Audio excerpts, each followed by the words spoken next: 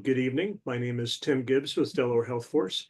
We're delighted to have not one or two, but several colleagues from Nemours Hospital for Children joining us this evening. And so let's get going. So if you have any problem with Zoom, and some of you have already reported that you can always do the YouTube streaming option. There's the address right there. And Nicole, if you can put the direct streaming link to this session into the chat, that would be great. You can't do that? Remember, right. I don't have access. I'll never mind. I'll take it. Ignore the man behind the curtain. And if you have any housekeeping questions or need to make up a past class, please email Nicole Sabine. There's her email address right there.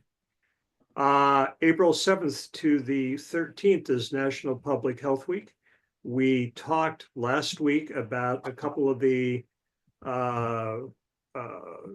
different prizes and different ways you can participate. And I believe that information is going to be emailed to you as well if it hasn't already been emailed. It has. And so that's great. The housekeeping tips, as always, this is a Zoom webinar, not a Zoom meeting, so you can't see each other and the presenters can't see you. The sole way to communicate with the presenters is through the Q&A function.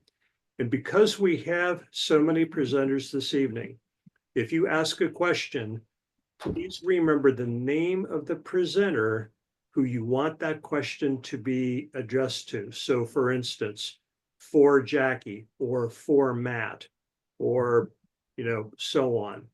Remember, don't ask questions of a personal nature. If you do, we'll do our best to depersonalize it and generalize it, but we do need to be careful with that. If it's a housekeeping question, Nicole or I will take care of it. If it's a clinical question, we will defer to our experts from Nemours Children's Health. As always, you do need to stay through the entire presentation, but once the Q&A starts, and you'll know when that is, you are then free to leave. At this point, we've heard from respiratory therapy, how to become an emergency medicine physician, actually being an emergency medicine physician, and last week to being a pediatric intensive care doctor, so the PICU. And this week we're going to hear from Dr. Stacey Bachman and a number of pediatric advanced practice providers, and who are going to introduce each other in succession. And at this point, I'm going to turn it over to Christy Handley, my partner down in Sussex County with the Sussex County Health Coalition, to introduce Stacey Bachman. Great, thank you, Tim, and thank you to everyone who's joining us this evening. I'd like to introduce our speaker this evening, Dr. Stacey Bachman. She received her Bachelor of Science in Nursing from the University of Delaware, her Master of Science of Nursing from the University of Pennsylvania, her Doctor of Nursing Practice and Executive Leadership from Vanderbilt University. She practices clinically as a member of the Pediatric Hospitalist team, in addition to her current role as the Vice President of Ambulatory and Advanced Practice at Nemours Children's Health, Delaware Valley. Dr. Bachman is engaged in the development and refinement of medical staff bylaws, Nemours DV policies, and advanced practice provider job descriptions to facilitate Nemours DV APPS's ability to function at top of scope based on their licensure. She is also engaged in the development and growth of APP fellowships to create a pipeline for hard-to-recruit APP roles or APP roles that require substantial training beyond degree completion and licensure. We welcome Dr. Stacey Bachman, and we're going to turn it over to you. Great. Thank you so much, Christy. I am going to share my screen. Bear with me, folks. We'll be right there.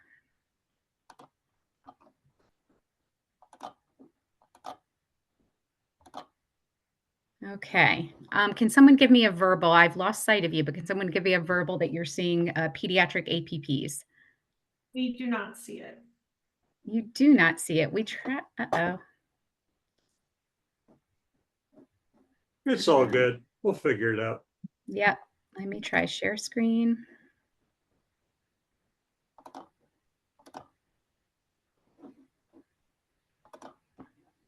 That's looking hopeful. Okay. Great. Did we get it? Great. Okay. Sorry about that. Good evening. Thank you for joining us for this session of the Mini Medical School. I'm Dr. Stacey Bachman, and I'm from Nemours Children's Health.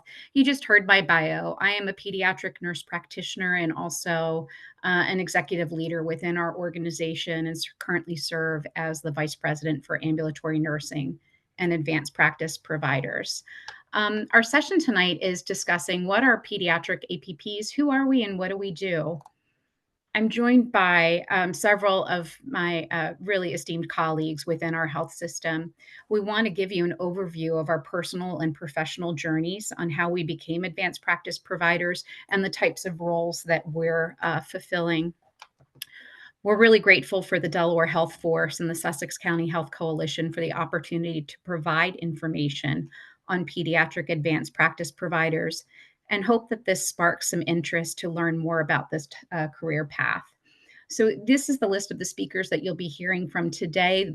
Each speaker will introduce the next, and you'll get a good variety of content from each of them. I think it's important to start off with understanding what is an advanced practice provider. We've been called many things over the years, and while the terms physician extender and mid-level providers were widely used, they're now considered antiquated and no longer appropriate or respectful of the education and training required for the profession. So what is an advanced practice provider? Advanced practice providers, or APPs, are either physician assistants or they're advanced practice registered nurses. You can see that there's different types of advanced practice registered nurses, but each of them are kind of under the umbrella as being an advanced practice registered nurse, whether they're working as an anesthetist, a nurse practitioner, a clinical nurse specialist, or a midwife. The APP population is one of the most rapidly growing professions, according to the U.S. Bureau of Labor Statistics. And it's really expected to continue to grow at a really rapid velocity, either 28 to 40%, depending on provider type, until the year 2033, which is the current window that they're projecting. We work in hospital settings, schools, clinics, primary care offices, and specialty care practices, and urgent care settings. Chances are, if you've received health care, you've encountered an APP. So how do you become an APP? This pathway was developed by our Director of Physician Assistants, Lauren Davey. Lauren Davey. She is a physician assistant, and really, I think the important pieces to understand is that in order to enter the practice as a physician assistant, you need to obtain a master's degree. And so most PAs, as they're referred to, have a bachelor's degree that has a pretty heavy component of science and statistics. In addition to doing that work and a bachelor's degree, they're also gaining clinical experiences by working as, whether it's a nurse assistant or medical assistant, are engaged in some other exposure to the healthcare community before applying for PA school. PAs work in a variety of specialty areas. You'll get to hear from a couple of our PAs at Nemours today. And upon graduation, whether you pursue a master's degree or a doctorate degree, you sit for national certification and then really can begin licensed work as a licensed PA. Scope of practice for PAs, and this is true for APRNs as well, is determined by the state that you're practicing in, and it's also determined by your licensure certification, and there may be hospital or corporate bylaws that determine your scope of practice. PAs can also be executive leaders. I am a nurse practitioner, and there's so many different routes. This is a very, very, very simplified track on how to become a nurse practitioner or an advanced practice registered nurse. Again, you'll hear a little bit more from our content experts, but whether you become an RN and then pursue a bachelor's degree or pursue a bachelor's degree and then become an RN, before entering a nurse practitioner and APRN education track, it's really important to know what is your end goal? Where do you want to be? What type of practice do you want to engage in? Because that's going to help determine the type of program that you apply for, and the type of certification that you pursue. So it is a specified track, a little bit different than our physician assistant colleagues. It's really something that you need to be considering as you enter an APRN program. And again, you can see here whether that's primary care or acute care in pediatrics. You can become a CRNA or a clinical nurse specialist. There's family nurse practitioner programs, adult gerontology programs, psychiatric programs, and then, of course, certified midwives. And programs can either result in a master's or a doctorate at the end. And again, depending on the type of APP that you want to be or APRN that you want to be, will help determine which track and which degree type is right for you. So I'll take you, you heard a little bit of my bio already, and I'll take you through my journey. I was really lucky, I think. I read an article when I was in high school, which was literally last century, about the growing profession of nurse practitioners. And it really resonated with me. And it was I started thinking about what type of professional I wanted to be. And I was a person that liked some science and I liked some math. And so then decided to pursue becoming a nurse, with the ultimate goal of becoming a nurse practitioner. Um, I was really fortunate that I was able to enter a 4-year degree program out of high school. That's not the only way to become a nurse practitioner. We have plenty of nurse practitioners that have started as a medical assistant or nursing assistant, become an LPN, become an RN, eventually pursuing those other degrees, and sometimes receiving some financial support from employers while they're pursuing them.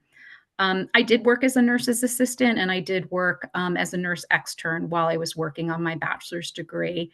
And upon completion of that, I was really fortunate. I got a great position in a NICU, level 3 NICU, neonatal intensive care unit in Philadelphia. And that's where the real learning really happened.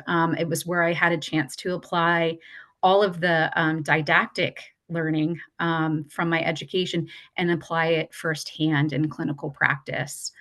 And probably about 3 years into that clinical practice, I've really started to feel more confident and competent. It really takes a while for your first nursing job to get your feet under you and stop feeling like doom is around the corner.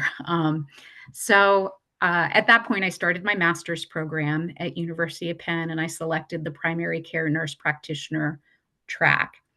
One of the things I've really loved about nursing and about being an advanced practice provider is it's given me opportunity to kind of flex into roles depending on what was also happening with my my personal life.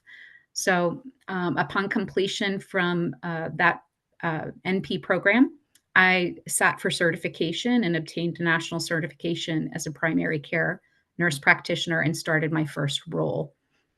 And I loved it. I spent 14 years working as a primary care nurse practitioner and really was working in the community that I live in. So, children that were going to school with my children, seeing them in the practice setting.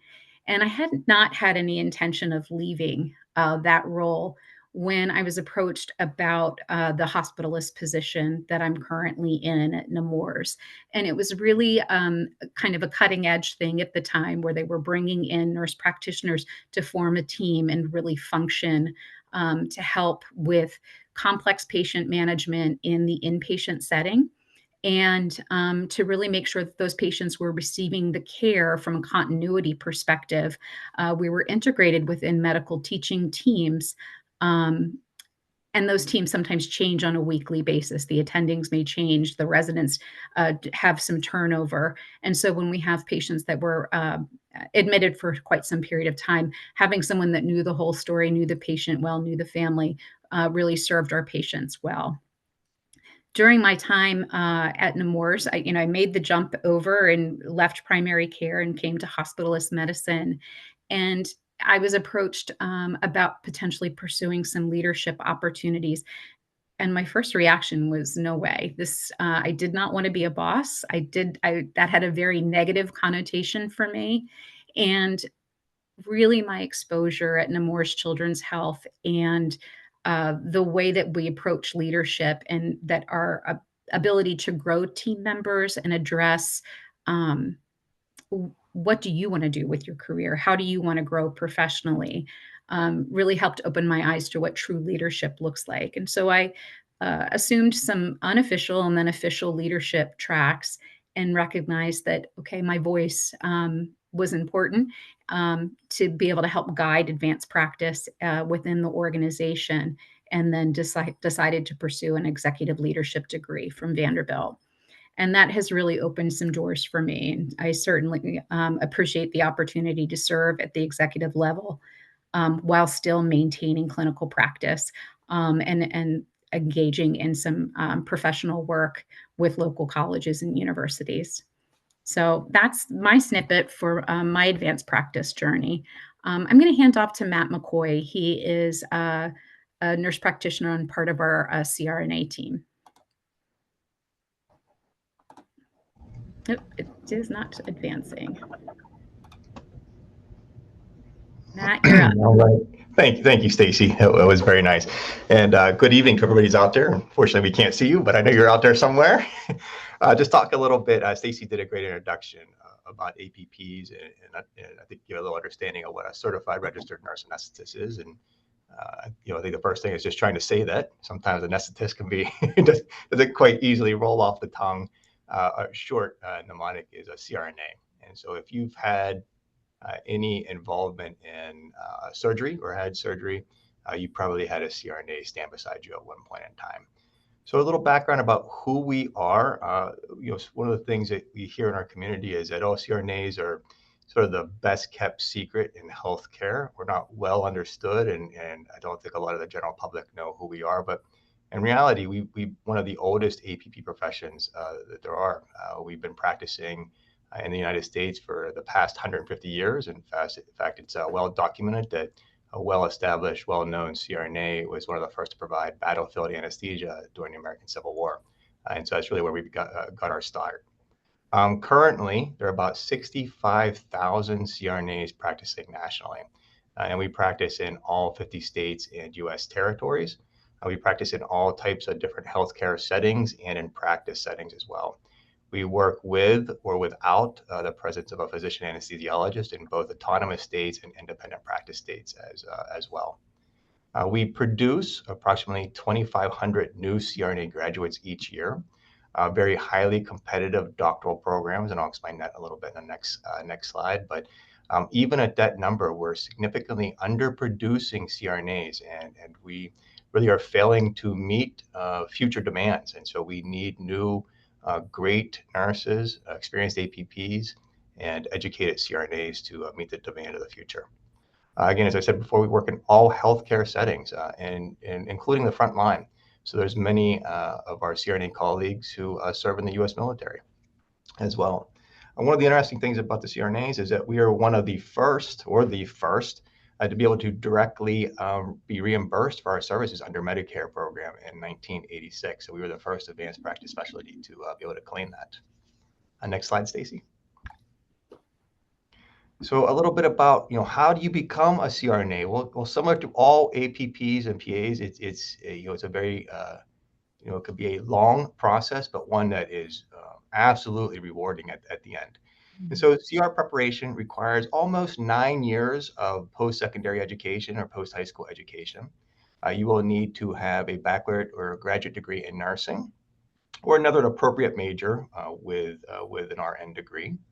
You need to have an unencumbered license as a registered nurse, and that can be in any of our 50 states or territories, and or an APRN in the United States as well. You need to have a minimum of 1 year of full-time work experience in a critical care setting. So this would be our traditional ICUs, such as medical, cardiovascular, or surgical ICUs. Most CRNAs that are entering a program have upwards of 3 to 5 years of experience before they actually apply. So that 1 year is just our minimum requirement. Once you enter a CRNA program, there's approximately 141 currently accredited nurse anesthesia programs. We're about to have 142. There's a Wilmington program that's in the process of applying right now, so we hope to have 142 currently. All programs, as of 3 to 4 years ago, have converted to a doctoral degree now, and that has increased the length of the program. So the average length is about 36 months, with up to 51 months in total program length. While you're in that graduate program, you should be expected to do about a total of close to 10,000 hours of clinical experience. So you can see it's quite a grueling task, but again, I want to reiterate that it's one that's very, very rewarding. Next slide. So just a little bit about my journey and where I was, and I want to start off to say is that I was not a traditional nursing student. I was an arts and science major, and I think that you can see that your endpoint, your beginning, where you start doesn't always mean where your endpoint is. So I was not somebody who was destined to become a nurse, but I was sort of floundering a little bit in the arts and science program at University of Pittsburgh, and I had some wise mentors who directed me towards the nursing program. I owe everything I have to that and very grateful for that. So I graduated from the University of Pittsburgh with my BSN. I won't tell you when, but it's been a couple decades now. Once I graduated, I worked in the critical care unit, which is a liver transplant, multi-visceral transplant, ICU, UPMC, and it was adult liver transplant. From there, I had some interest about becoming a CRNA. One of our well-known CRNA programs at the University of Pittsburgh, our director was in that ICU, and that sort of sparked an interest for me. And I knew that I needed to get some additional ICU experience. And so I took some numerous traveling assignments. And so one thing about nursing and APPs is that we have multiple different avenues for work. And so that's very beneficial. I tend to specialize in both cardiac and medical surgical ICUs, my travel assignment. And I stayed in the Pennsylvania, Virginia area for that. I was accepted to the CRNA program at Villanova University. Again, it was almost 2 decades ago. At that time, that program was a master's program. I completed that in 2005. I became a CRNA here at Nemours and just really fell in love with not just the culture, the patient assignments, everything about this organization. And I've been here ever since. But in the meantime, Nemours allowed me the opportunity to do some things for both personal and professional growth. And so I became faculty at one of our local nurse anesthesia programs. From there, sparked a little bit more interest into academia. I knew that I need to go back and get a doctorate degree in order to continue in academia. And so I completed my DNP at Villanova University. It was the actual first cohort in 2013, and I was excited to participate in that. After that aspect, I became the assistant director of one of our local nurse anesthesia programs, and I did that for about a decade. At the end of that tenure, I want to really devote my full-time academic, full-time clinical work to Nemours, and I came back here as a full-time employee. It was, I think, similar to what Stacey said. I didn't have really designed to become a manager or a leader in this department, but a small window cracked open, and I crawled through and became the manager of our CRNA department. And so, just for my journey to show, wasn't a typical nursing type journey. Took a little bit of a detour, but the one thing that my journey should show you is that there's not one typical path to becoming an APP. And then there's multiple different avenues of work once you become an APP, whether you decide a clinical assignment, a leadership assignment, or you're destined to work in academia.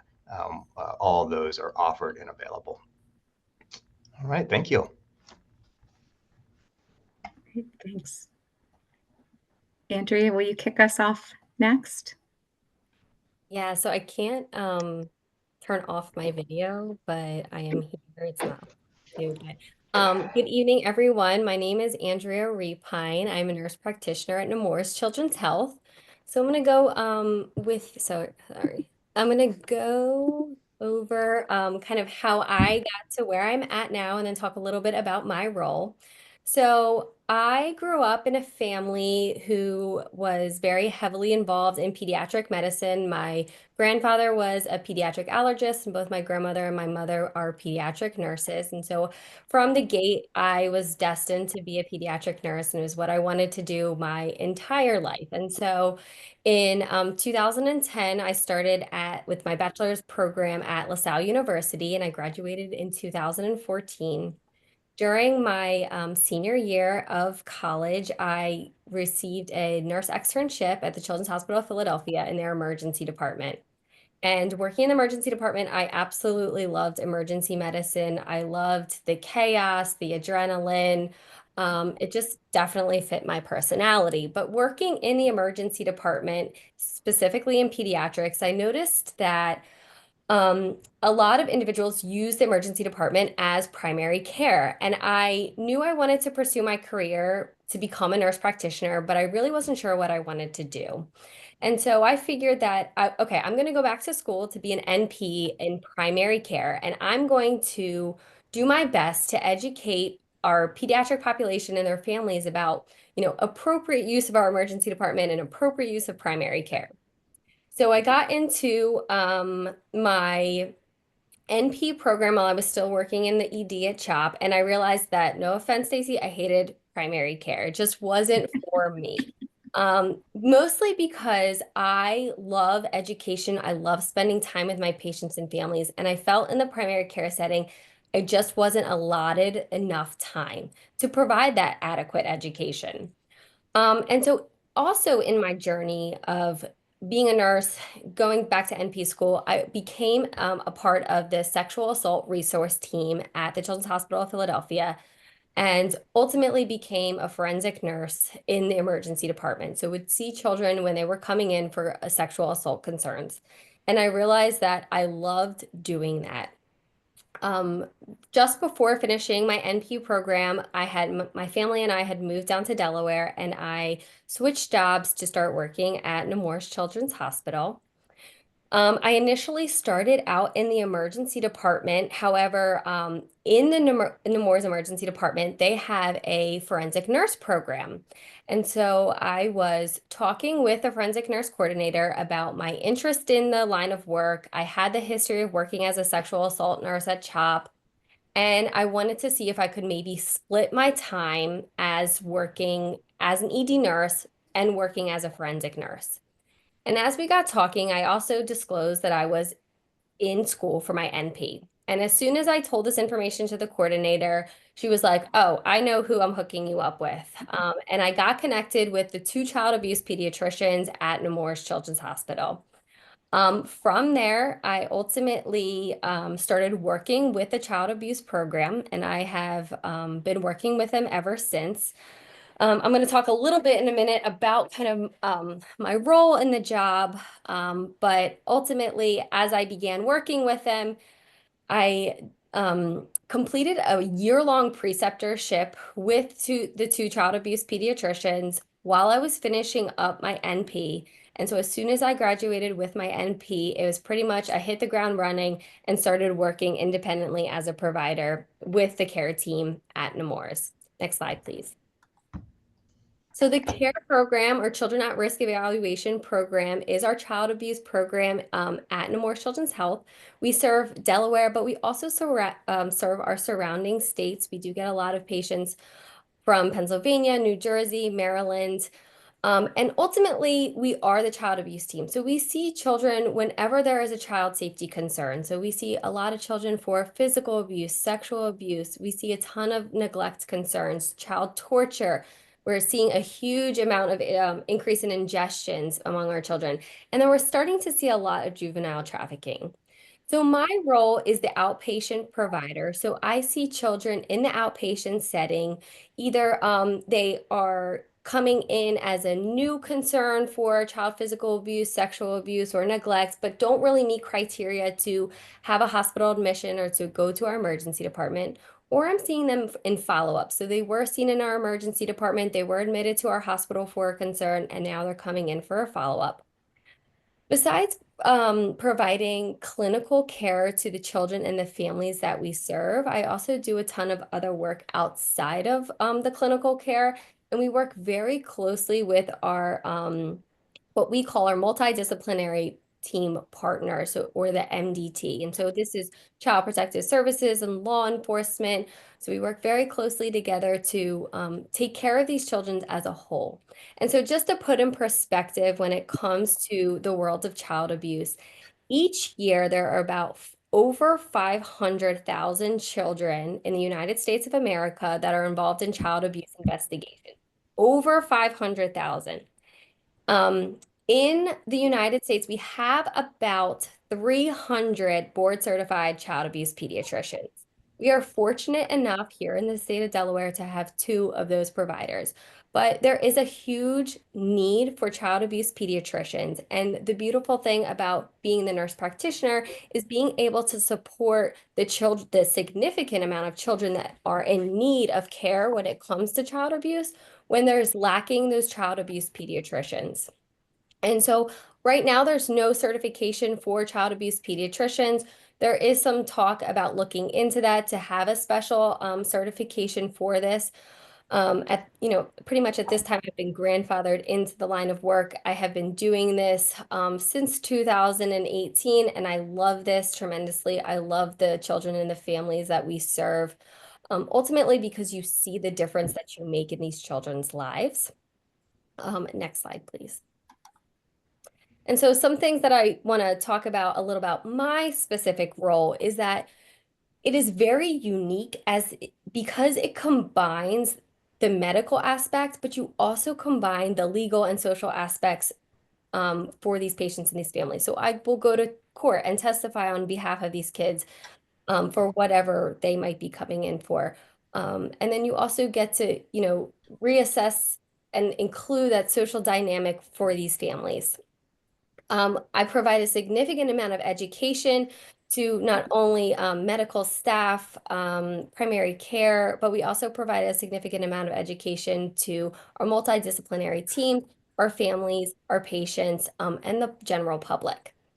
My role also allows for a ton of research and publication opportunities. I am a published provider, mostly on child sexual abuse and trafficking.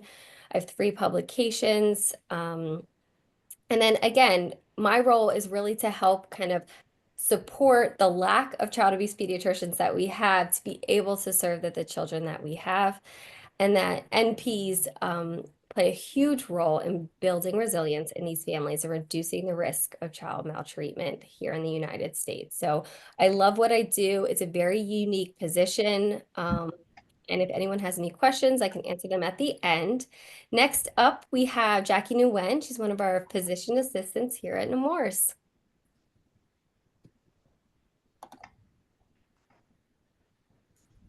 Thanks so much for the intro. So yes, just like she said, my name's Jackie. I'm one of the PAs here at Nemours. I actually am a little bit different from everyone else. I subspecialize in urology. So urology is a study of the kidneys all the way down to the bladder and then male genitalia as well. So we deal with everything as far as the kidneys all the way down that way. You can see here, as far as my education goes, was not typical, just like the other 2 presenters as well. I graduated from Penn State in 2014, ended up thinking I wanted to go into something related to lab work, whether it was, bench work, I'm mixing chemicals, or I'm taking, blood from a patient and running it through a machine. Thought that's what I really, really wanted to do.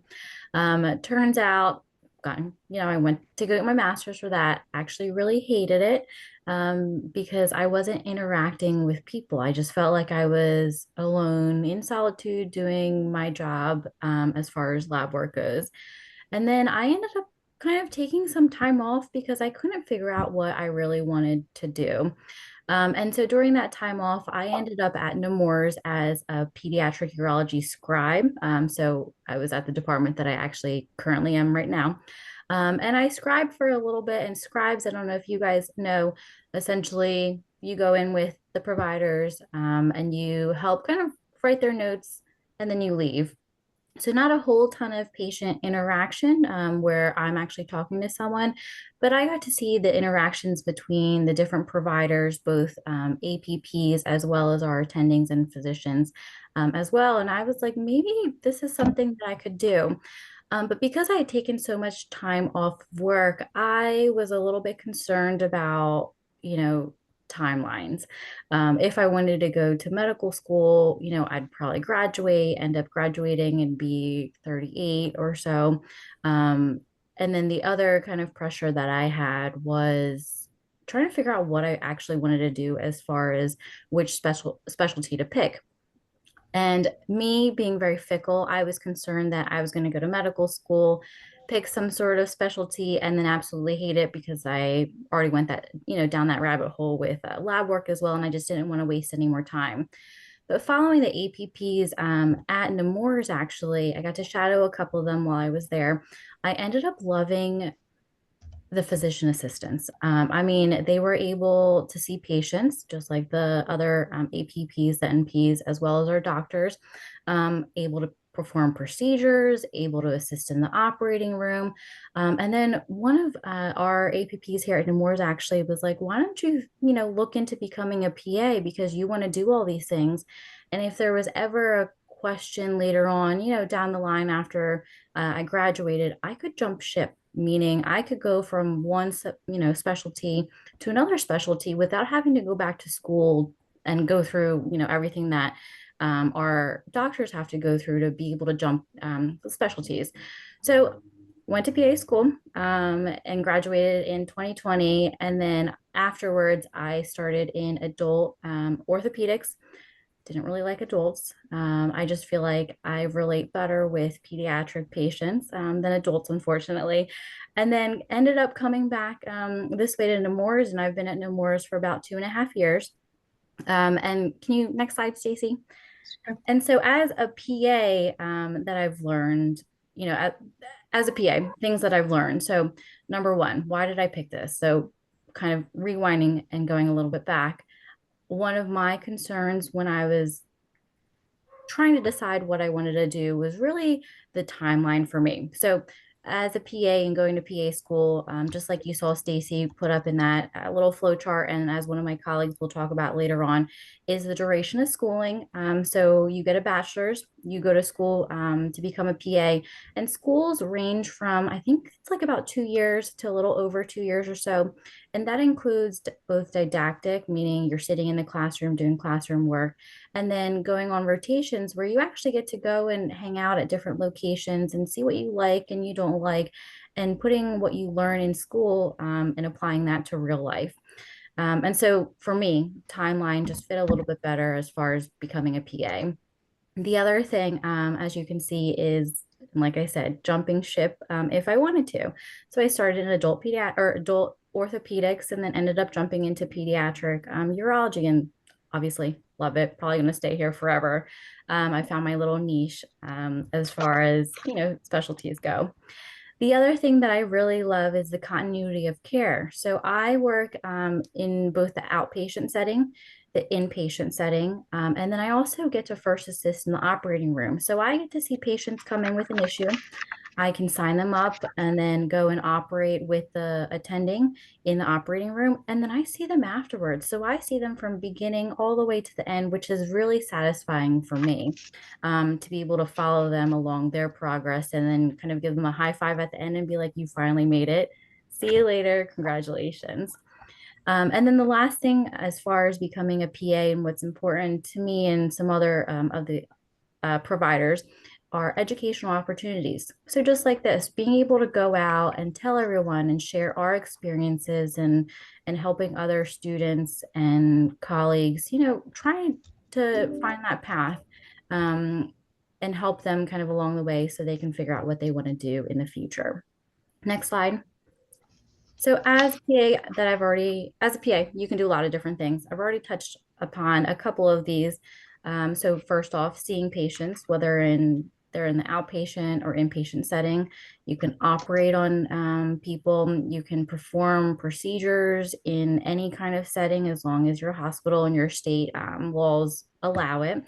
You get to work with other specialties. So I work with all these awesome people that are presenting today for you guys. You can travel if you want to. So I know that nurses can do a lot of traveling. PAs also have the opportunity as well to become travel PAs and go see everything that you want to go see. And then, like I said, one of the biggest things for me is, seeing patients from beginning to end. Next slide. So next person that I'm going to be introducing is Kathy.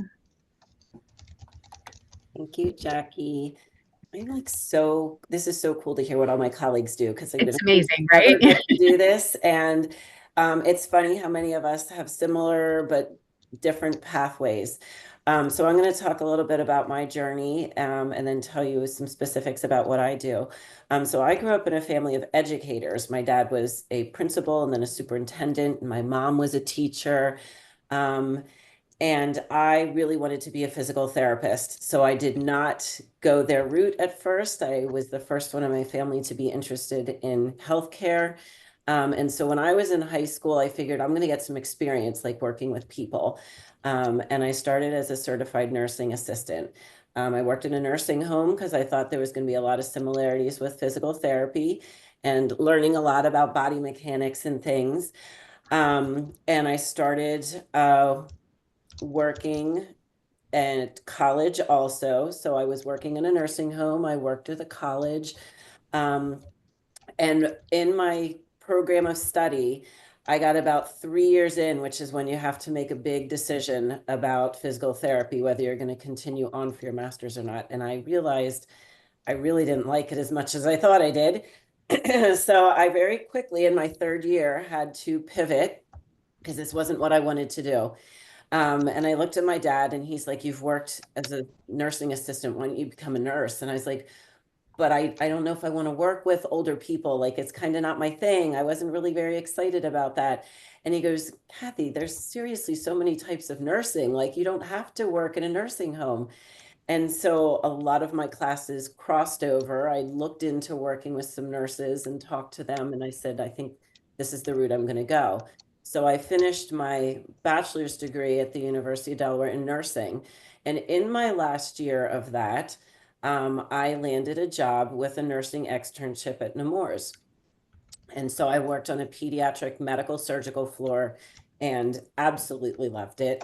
I knew this was what I was going to do. I knew this is where I was going to do it. And shortly after I graduated, the externship, they move you directly into a nursing position on the floor that I'd already worked on for a year. So it was a really, really nice transition.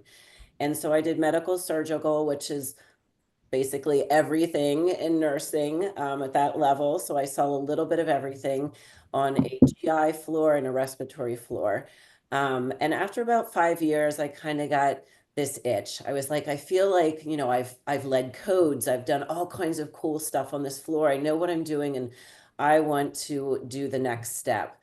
And so I looked into critical care, and I became a NICU nurse, very similar to Stacey.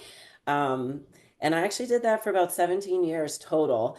While I was in the NICU, I decided, I also want to take the next step because critical care is cool, but what else is there? So while I was working in the NICU, I started my master's degree at the University of Delaware.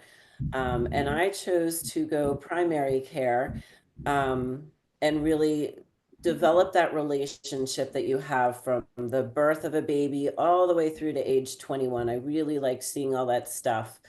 And so when I graduated with my master's, I moved from the NICU into pediatric primary care.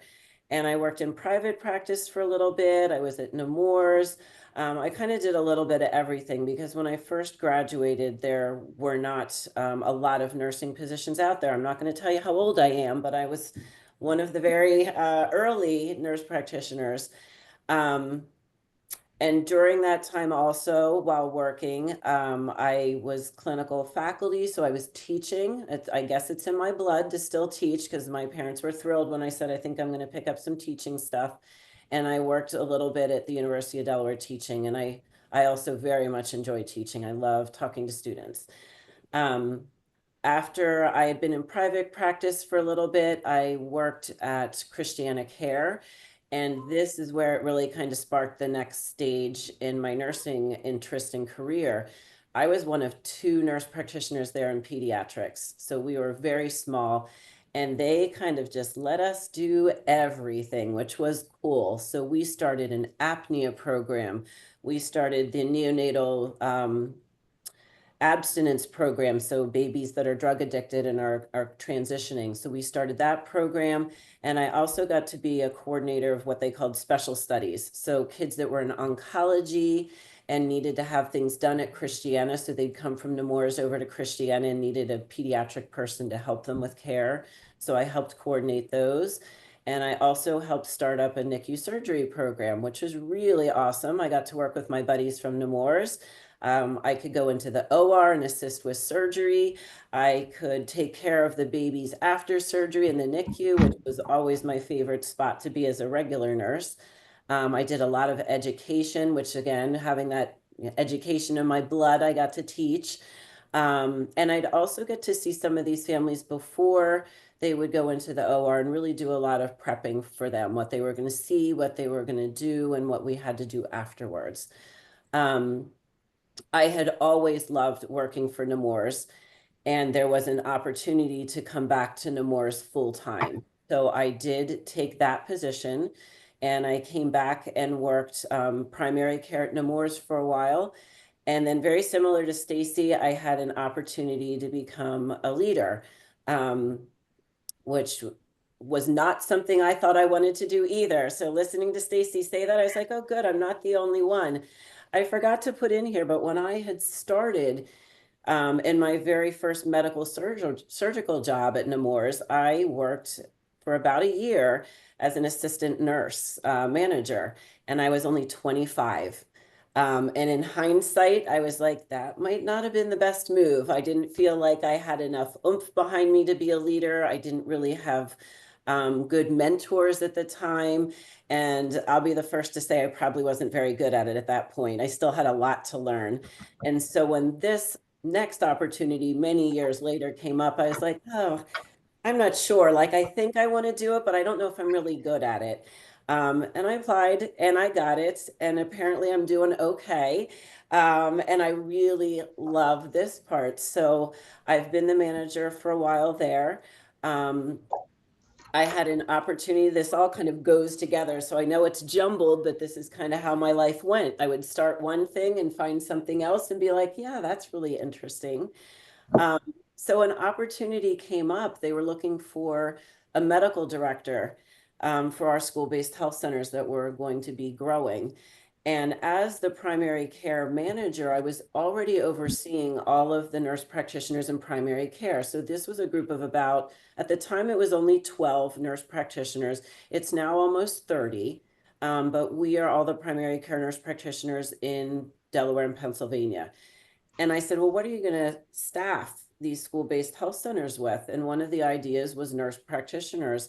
And I said, that really would interest me. It's already kind of along my lines. So I offered to become the medical director for our school-based health centers, and I was able to do that. So while doing this, I said, you know, I'm really liking this leadership bug. I also really wanted to go back to school, and I had to put that on hold for a while because of kids and life. And so I got to a good point where I could go back. Similar to Stacey, I followed her footsteps in the executive nurse leadership program at Vanderbilt, which was phenomenal. And I tacked on some education courses just so I feel like I've got the knowledge behind me as an educator. And that leads to me to where I'm at today. So next slide, Stacey. So real briefly, what is primary care? We've touched on this, and what exactly does a primary care NP do versus everybody else? So we're generalists. Like I said, we go birth to age 21. We kind of want to know a little bit about everything.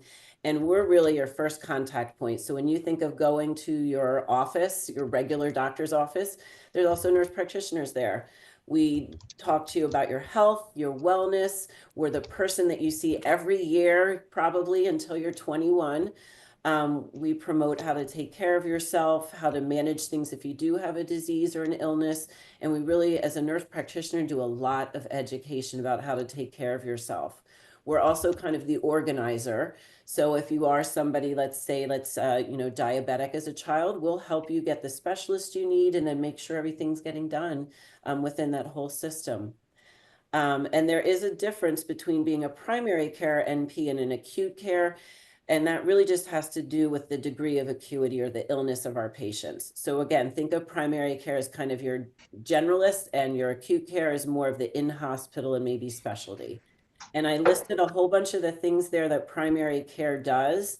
Well visit sick, we give you your shots, we do tests, we refer you to specialists and help follow up on those. We educate. We can prescribe and manage your medicine. And then we really will talk to you if you have a chronic disease that needs to be managed. Next slide.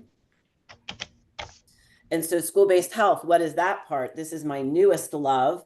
So school-based health centers provide health care to kids where they spend most of their time, which is in school. School-based health centers have been around for about 25 years in the United States, mostly in high schools, and they serve over 6 million kids in the United States, the District of Columbia and Puerto Rico. And recently, I would say in the last almost 10 years now, school-based health centers have started to branch out to elementary and middle schools. And we serve kids primarily that lack access to healthcare, so they may not be able to get to see a doctor or nurse practitioner elsewhere.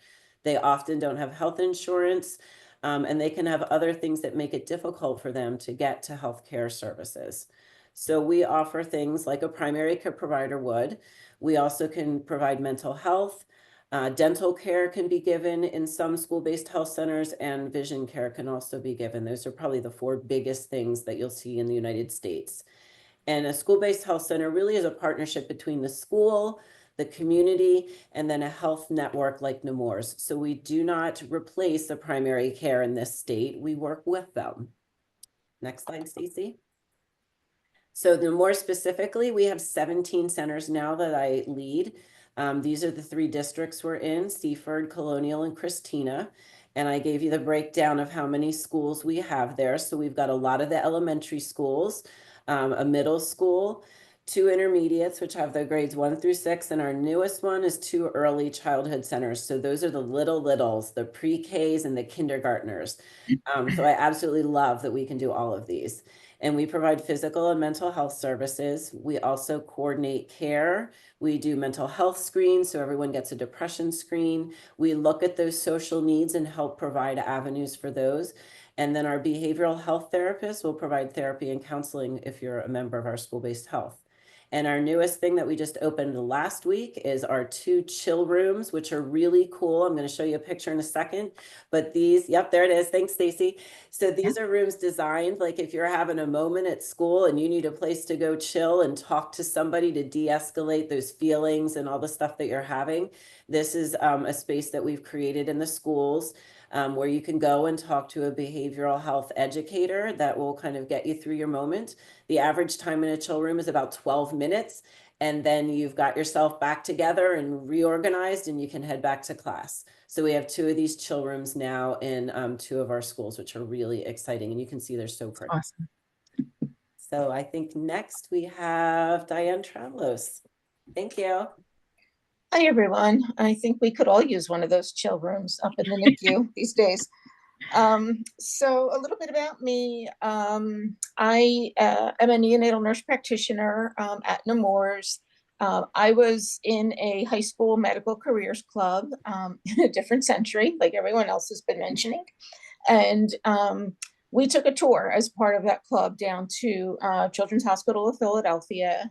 It was not the present NICU, it was their old NICU, and we weren't allowed in, but we were allowed to walk around. And there was something about that space and the babies and the technology that just drummed something in me. And I knew that that was where I wanted to work, and that was what I wanted to do. And I was in high school. So I got my BSN from Villanova University, and after graduation, I landed that dream job in the CHOP NICU. I worked there for 4 years, and then went to the NICU at Thomas Jefferson University Hospital. At that time, I knew I wanted to go back to school. I didn't really have a good idea what I wanted to do, but I knew I wanted my master's. And I knew I wanted delivery experience, which at the time that CHOP didn't have. So I was at Jefferson, and at the time, nurse practitioners, neonatal nurse practitioners, were sort of new and upcoming. And one of our nurse practitioners was in charge of the program at Penn. and talked to me about it and said, this is what you should do. And I said, okay. And that's what I did. So I got my MSN from University of Pennsylvania and then remained at Thomas Jefferson University Hospital as a neonatal nurse practitioner. I was there for several more years as an NNP. And then through having children, I just needed a little bit of a different, more relaxed scheduling type situation. So I moved to Crozer Chestnut Medical Center, and I was there for several years, and then spoke with my current NNP supervisor, and she said they had an opening, and I said, I have one more challenge in me. So I made the move from Crozer to Nemours in 2017, and I've been in their NICU ever since. So you can see NICU has been in my blood since high school.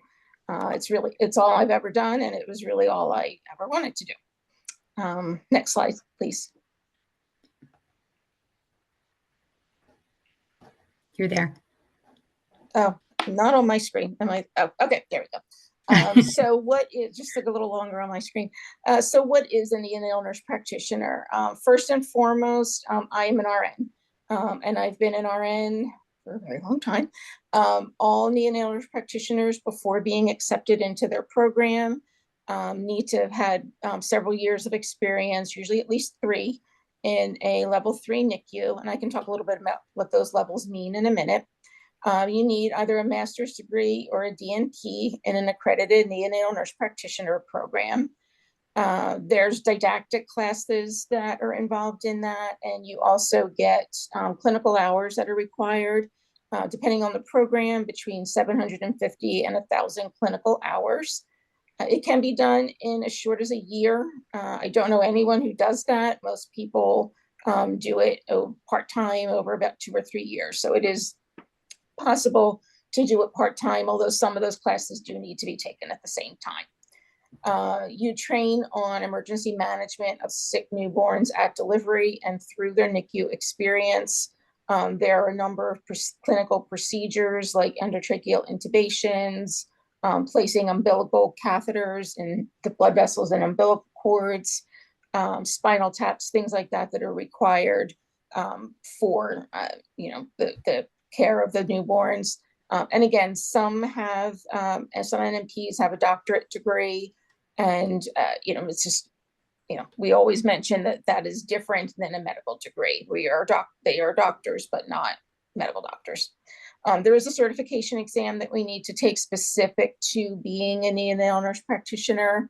And we work with an interprofessional team. We work with neonatologists who are the physicians that specialize in this. Other NNPs, we do have PAs on our team. We work with speech therapists, PT, OT, pharmacy, nutrition, and the bedside nurses, all to provide care for these babies. And as I mentioned, we can do certain procedures. We can place orders, including prescription medications. Next slide. So what is a NICU? So a NICU is a neonatal intensive care unit. You may hear it called an intensive care nursery or a special care nursery. Those are all sort of the same thing. There are different levels of NICU. A level 1 NICU is really a well baby nursery where babies might just need a short period of time, 30 minutes, an hour, to get warm, get their blood glucose steady, and then they can go out with their moms. A level 2 NICU or a level care special care nursery needs a little bit more. They're usually over 32 weeks, and full-term gestation, if you're born at your due date, is 40 weeks. So they may be born a little bit early. They may need some oxygen and some IV fluids, but their stay in the NICU is generally pretty short, hours to days. A level 3 NICU may need ventilators, specialized ventilators, and they may be premature babies even less than 32 weeks, and they can be in the NICU for days or even weeks. And then the highest level NICU is a level 4 NICU, which is what we have here at Nemours, and that is really a referral center for patients from other NICUs. We do specialized ventilators. We do have surgery, either neurosurgery or general surgery. We do cardiac transports, but any cardiac surgery is done in the cardiac intensive care unit here. Some NICUs do cardiac surgery. We are not one of them. But we are a referral base for the hospitals in the area that have NICUs, level 2s, level 3s, and then the baby needs a higher level of care. Next. So why do babies need a NICU? One of the biggest reasons is prematurity. A baby who's born on their due date is 40 weeks gestation. Anything less than 37 weeks is considered preterm. We can offer resuscitation and potential survival to babies as low as 22 weeks now. They have problems, but they can survive. Not all of them, but they can survive. So prematurity is one of the biggest things that we have babies in the NICU for. Their lungs generally are underdeveloped, their bowels are underdeveloped, so they need a lot of help with ventilators and IV nutrition. That 22-week baby might be in the NICU for 4, 5, 6 months, but they can survive. They can have surgical needs, either at birth or pretty shortly after birth. Some birth defects, some infections, some neurological problems that inhibit their ability to eat or even affect their breathing. Some babies that have had a rough start in their life with their delivery maybe need something called therapeutic hypothermia, where we cool them to 34 degrees Celsius, so pretty cold, for a period of 72 hours in the attempt to prevent some of that damage that can be done and injury to the brain from a difficult delivery. And then the highest thing that we do is something called ECMO, or extracorporeal membrane oxygenation.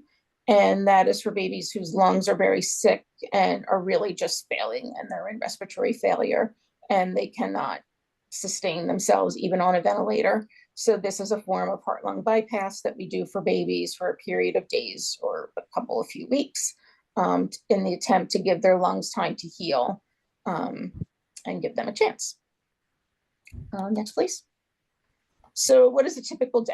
I think one of the big, and there are two, that we always talk about, things that people say, oh, you get to hold babies all the time. We do not get to hold babies all the time. And Stacey, you were a NICU nurse, you can attest to that. We start our day out with sign out on our patients. So the preceding shift will let us know, all of our patients. We carry anywhere between 8 to 18 to 20 patients, depending on our staffing or whether it's a night shift or a weekend. So we start with sign out, then we examine our patients, and then during the day we start rounds, and that's a large team on our rounds. It's us, it's the neonatologist, it's the bedside nurse. We will have someone from nutrition, we will have our clinical pharmacist, our case manager. Sometimes we have speech, physical therapy, and as we always try and strive to have the parents there as well. After rounds, it's probably now around 12. There are specialists that we need to contact for the day, discharges that we may need to set up, setting up their follow-up. After the fact, we need to get in touch with families to update them, and then anything else that comes up. There might be interventions that we need to do, reassessments. We might have a baby going to the OR, a baby coming back to the OR. We may be getting an admission. All of those things are what we do with the rest of our day. And usually by then it's 7 p.m. and it's the end of our day. And then we sign out and we start all over again. Next, please. Some of the other specialized things that we do, one is our advanced delivery unit. So this unit opened up a few years ago, and this is for well pregnant women who have a baby that has a need for immediate hospitalization. So if this baby was born at another hospital within hours of birth, they would need to be transferred to us. And having them in the advanced delivery unit, they are immediately able to be where they need to be, whether it's the cardiac intensive care unit or the NICU, and then they're not separated from their mom. Their mom is still in the same building as them. We are expanding that. It's going to be a much bigger space in the next several years. We're hoping to do fetal surgery in the next several years. One of the coolest things I ever saw was about a year ago, and one of our MFMs, which is a maternal fetal medicine doctor, and we had a baby who had all of this fluid around their lungs. They weren't born yet, and there was so much fluid around their lungs that they wouldn't have survived delivery. And via ultrasound, we put a needle in the mom and into her uterus and into the amniotic sac and into the baby's chest and drained that fluid on both sides. And that baby was able to survive delivery because of that intervention. And it was like science fiction. It was one of the coolest things I ever saw. So the advanced delivery unit has really been a nice addition to the NICU. We also do transports. We do critical care transports by both ground or helicopter. So if there's a baby at another hospital, we will go out and get them. And we are the medical team provider for that patient. So we will go out with the transport team and bring that baby back to either the cardiac intensive care unit or to our NICU, depending on what they need. Next slide. The other thing that everybody thinks about NICUs, aside from us holding babies all day long, is that it must be very sad to work in the NICU. And it is sometimes, I'm not going to lie. I wish I could say all of our patients survived, but they don't. But most of them do. And then we get things like this, which is our babies dressing up for the Super Bowl. And these are all babies that were still in the hospital. Some of them are still on a ventilator, and you can see some apparatus there. But they all generally go home and do very well. And their parents bring them back to us, and we get to see them when they're big and chubby and walking and talking and don't know who we are. But that's as it should be. And it's very fulfilling to see them look so well and go home. And that's why it's the thing that I've always wanted to do. So my next presenter, or the next presenter, is Megan Donovan, one of our PAs. Hi, thank you. This is my first slide, but I think we've really kind of touched on a lot of this, and I know I want to make sure we have a lot of time for questions. There's a resource link at the bottom of this page, but it really recaps a lot of what was touched on already with the flow chart in terms of how to become a physician assistant. What are the things that you need to be thinking about if you're considering that as a possibility? And the staples are really going to be an undergraduate degree, a bachelor's degree, plus a certain number of patient care hours logged, and then completion of the master's degree program, followed by passing the national certification exam. And I guess, just as the fifth point, which I didn't put on there, we do recertify every 10 years. So and that's just something to think about when considering what you might want to do with your futures. So for me, what that looked like was I'm from the Midwest. I grew up in Minnesota. And so I went to undergrad in a school in Iowa, which I'm sure no one on this call is going to know. So we'll just leave it at that. And I completed my bachelor's of arts there as a biology major. While I was in college, I was pretty set on wanting to become a pediatrician. And so I was kind of like, pretty standard biology major, pre-med track. It wasn't until my junior year that I decided to do some shadowing over, we called it J term, so like January, in the clinic at like the local clinic in the town where I went to college. And actually a lot of the physicians encouraged me to look into physician assistant school, as well as one of the APRNs that I shadowed with. And all of their reasoning was really like, being in an APP, which was not the term we used back then, people were saying mid-level and things like that, is such an incredible way to practice medicine and also kind of be able to have a balanced life. A lot of the physicians that I worked with, said, I really wish this would have been around when I was at a decision point in my life. And I had never heard of physician assistants, or honestly, I didn't really even know much about APRNs at the time. And so it was out of that experience that I actually decided to start doing some shadowing, look around, get an idea of what that career could look like. And I was overwhelmed with the people that let me shadow them and the different environments that they worked in. It felt like a very versatile and exciting place where I could exercise my brain and also just like a lot of the compassion I have for providing health and care to people. So that kind of, I pivoted in college. I still, did the pre-med kind of requirements, but there was an overlap for what I was going to need for physician assistant school anyway. Along with that, in preparing for application for my master's program, I had done bench work at the University of Minnesota over the course of about 3 years on autoimmune disease. So that was an interesting perspective on how to work in the science community.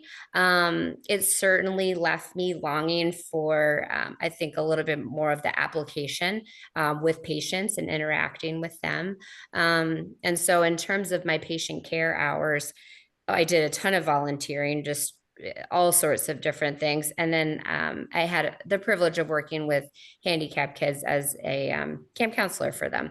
So that comprised a lot of my actual patient contact experience, which, as Jackie mentioned, and I think lots of people have alluded to, you can get that experience through a lot of different avenues: medical assistants, nursing assistants, phlebotomists. There's all sorts of kind of options for how to get that exposure. And then kind of with all of that combined, I applied to the Philadelphia College of Osteopathic Medicine, which is where I completed my master's of science. And our program was 26 months. And that's what brought me to the East Coast. Can do next slide. So as Jackie mentioned when she was talking about kind of the physician assistant training, and we are technically trained in a generalist type model, meaning in physician assistant school, you go through a series of rotations that kind of span the gamut from general surgery to psychiatry to emergency medicine to pediatrics. And that is kind of how we recertify as well. And with that, there is this really nice versatility, and there's a lot of potential for what you can do with that. And it's still pretty generalized. So when you take your first job, your second job, you may find, wow, if this is pretty niche, I have a lot still left to learn, which truthfully I think is the case for most new grads. So as you can see, I started off working in adult neurosurgery, ICU. I love critical care. I still do. But I really wanted to get back to kids.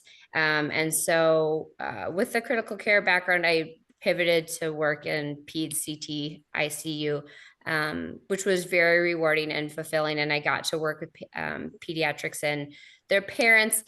And I realized I really would like a little bit more diversity in the disease and presentations that I'm working with and managing and the patients I'm caring for. And I also was really hankering to see some kids that were pretty okay. They just put a rock in their nose and they were going to be fine. And so with that, I moved down to Nemours, and so took a job in emergency medicine, where I've been now for 13 or so. In my time here, I've had the privilege of working on a fellowship program for the emergency department. We're in our 8th year right now, I think, and that's been a very rewarding aspect of my career as well. And so that's kind of bringing me up to present. I can do next slide. And so when I think about the things that I really like about working in the ER, it's really variety, and variety of all kinds. Variety in age, which I think Kathy said, they go up to 21-year-old. So being prepared for a wide variety of age patient, as well as the spectrum of their acuity. As I mentioned, some kids come in because they put, a piece of rock in their nose, and then some kids come in with CPR in progress. So there's quite a spectrum of illness that we see, and there's a really broad variety of complaints. Common colds, we see illness injuries, medical conditions, and also surgical problems, things like appendicitis or broken bones that have to go to the operating room. And then things that you would never think you would see. I recently had a patient come in because he poked his eye and he wanted an eye patch so he could look like a pirate.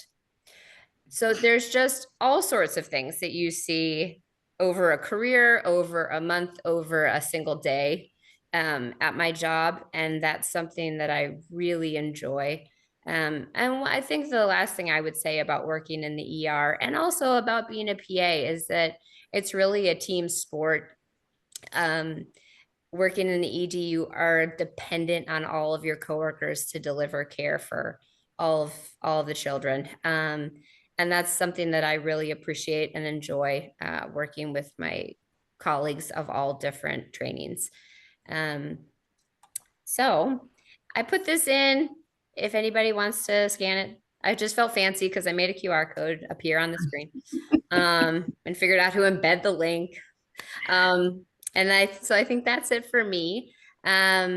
We have our email addresses, I think, listed in what you guys are going to be provided. And we really appreciate all of your attention and would love to field any questions. I think, as mentioned earlier, please just direct your question to a specific person so we can facilitate it efficiently. All right, very good. I will kick it off. So let's see. NICU is the neonatal intensive care unit, and the PICU is the pediatric intensive care. So the NICU focuses on the newborns, the premature, critically ill babies, while the PICUs focus on care for children, like infants through adolescence. Do I basically have that right? Okay, good. Ben, here's the question. Can a gestational ultrasound help by showing if the baby will need to be sent to the NICU as soon after being born? Yes, I can answer that one. So the answer is sometimes. So we can, if the baby has, an intestinal issue or a brain, abnormality, that can be seen on ultrasound. It's not always able to be detected, and moms may not always have good prenatal care, but that's how we get our patients referred to the ADU or the advanced delivery unit, is that something is detected on ultrasound, and then they are referred to us for management of that baby. Okay, and this is a question for Diane. And I'm not sure I'm going to interpret this right, but how many hours for your neonatal nurse practitioner? Oh, sure. In the neonatal nurse practitioner program, it's usually 750 hours of clinical time in your NMP program. So when you're in your master's or DNP program, you need to do that many clinical hours as part of your curriculum. I think that's the question. Okay. All right. And for Matt, so when you're dealing with anesthesia in very small bodies and infants and newborns and whatnot, what are some of the differences between doing that and doing anesthesia for adults? That's a great question. That could be another hour lecture. There's all kinds of physiologic responses to anesthesia that occur in the neonate that may or may not occur in the adult, depending on both age, gestational age, and size.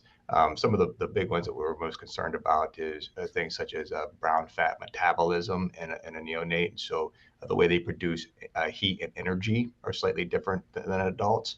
And so that's just a very precursor. Again, there's multiple different anatomical and physiologic changes that occur during childhood that could affect the anesthesia. All righty. And while we're with you, is there a program for CRNAs that bridge to being physician anesthesiologists? So there is no bridge program. They're two separate fields that both do some of the roles. And so when a CRNA practices anesthesia, it's under the domain of nursing, and when a physician anesthesiologist practices anesthesia, it's under the domain of medicine. And so for a CRNA who would want to become a physician anesthesiologist, they need to convert to the medical track, which we require them to do pre-med recs, medical school, and then a 3-year anesthesia residency.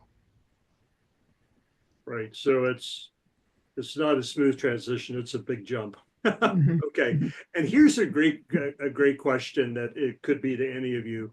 What is the hyphenated abbreviation next to each person's title, like -C, -PC, -BC? Anyone? I'll jump in and take that.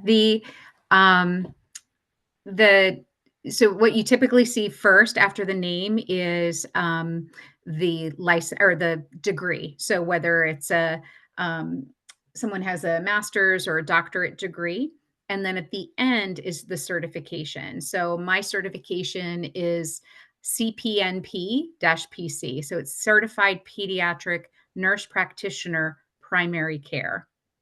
If I was an acute care nurse practitioner, it would be AC. For Matt, it's CRNA because he's an APRN that's a CRNA. And then we don't have any midwives on our team yet. That's coming. That's coming with our advanced delivery program. But that's how you can designate what your certifications are in. And I have All a BC after mine, and that just signifies that we're board certified. Oh, thanks, Diane. Yep. Sorry, I didn't mean to miss you. That's okay. righty. So for any of you who have worked as a NICU RN, how long were your shifts and what were some of the ways you dealt with your emotions? Most of the shifts are 12 hours. So it's 7 a.m. to 7 p.m. or the reverse of that, 7 p.m. to 7 a.m. Most of the nurses in our units work 3 12-hour shifts. For those of us who are advanced practice providers, we also do 12-hour shifts. We can also, depending on where we work and what the rules are, do 24-hour shifts. We don't do longer than that.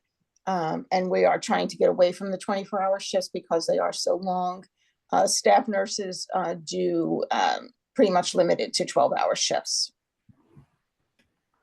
Ready? In terms of the emotions, I think the biggest thing that we all count on are our colleagues, because this is hard stuff to bring home. Your family doesn't necessarily understand what you've seen during the day, but your colleagues do. And if you have a good supportive group, and we have a really good group at Nemours for support.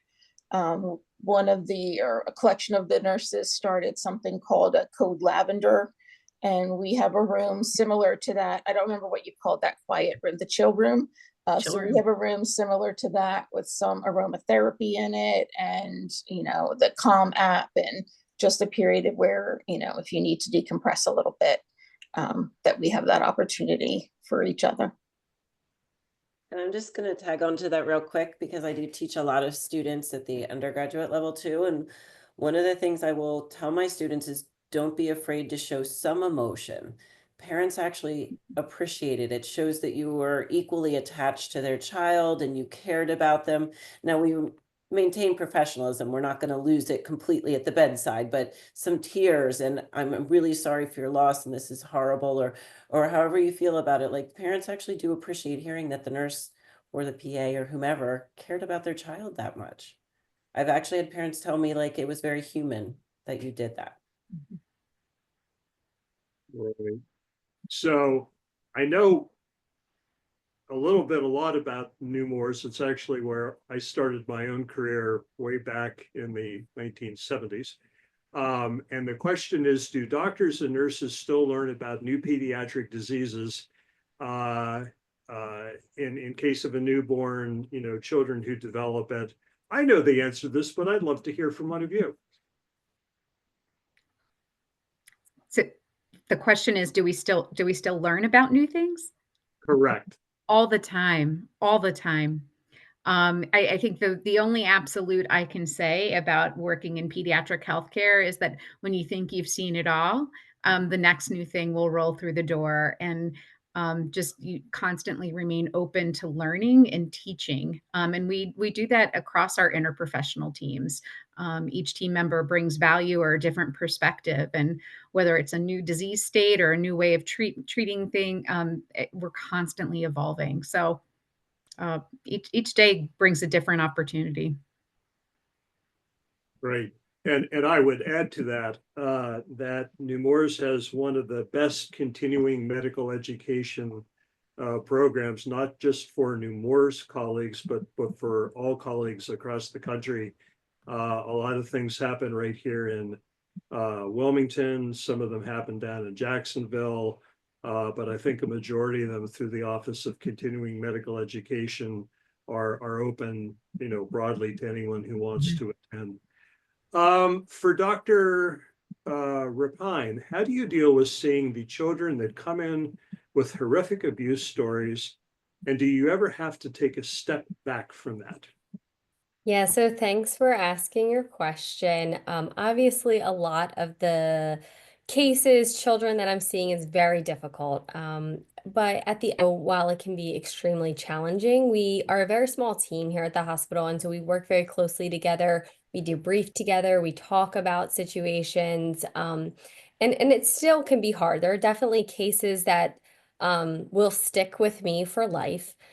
And then besides, relying on my team to help manage, what experiences I'm going through vicarious trauma that I'm experiencing through this line of work. I rely heavily on this has definitely helped me appreciate kind of everything that I have and be able to provide the best care to these families. It's definitely challenging Right. work. And so we know most of the class knows by now that Nemours does have a book. Baby bookworms where volunteers are able to come in and read to the babies. I don't know a lot of details about that, but I did include my email at the end of the slide presentation. If you get in touch with me, I will try and find someone who does know a little bit more about that program. And I can send that to you. Very good. Well, we are virtually, and somebody says thank you for all you do for children, and I agree. Thank you to all of you all. Thank you to Stacey Bachman and all of the rest of the presenters. Appreciate it. I've sent you all LinkedIn invitations. Next week, we'll have our final session of the series with Julie Fosnaugh, who's the nurse manager of acute care, and she'll be talking about the journey to become a pediatric nurse. Have a great evening, everyone. Thank you very much. Thank you. Good night. Good luck, everyone.